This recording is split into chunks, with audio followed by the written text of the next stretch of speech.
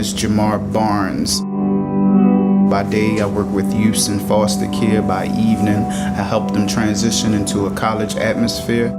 I'm in the Freddie Gray community, working at Matthew Henson Elementary School as a social worker. So Jamar and I met in April of 2017 at the Pennsylvania Avenue Library, our Tuesday clinic. He came in for an expungement, and that was that. It took maybe 10 minutes of his time when we were at the actual clinic. I was getting my master's in social work. I actually was interning down the street at the Juvenile Justice Center.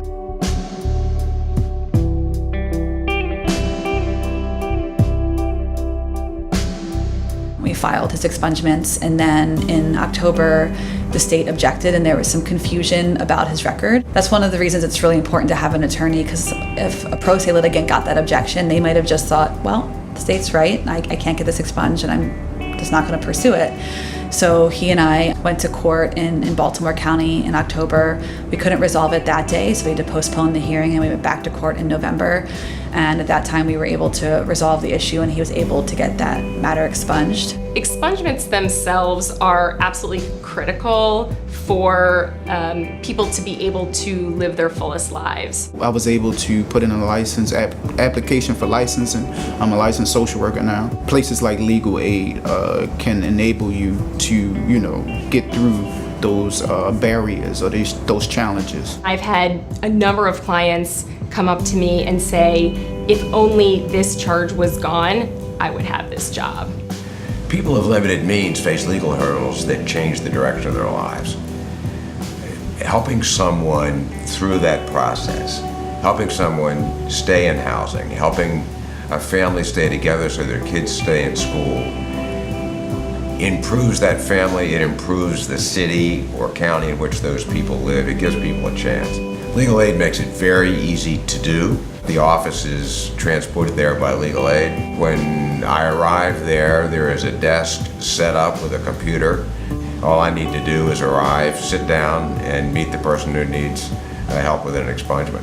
One of the ways that you can really give back to the state is to be part of EJA and to be part of something that is helping to bridge the gap between low-income Marylanders and the legal community. EJA is a dynamic group of young attorneys who support Maryland Legal Aid through pro bono work, through fundraising efforts, all toward the goal of promoting representation for low-income Marylanders. Young attorneys that have the ability to take on pro bono work and financial support of the organization, it's critical that we give them that opportunity so that Legal Aid's mission can continue.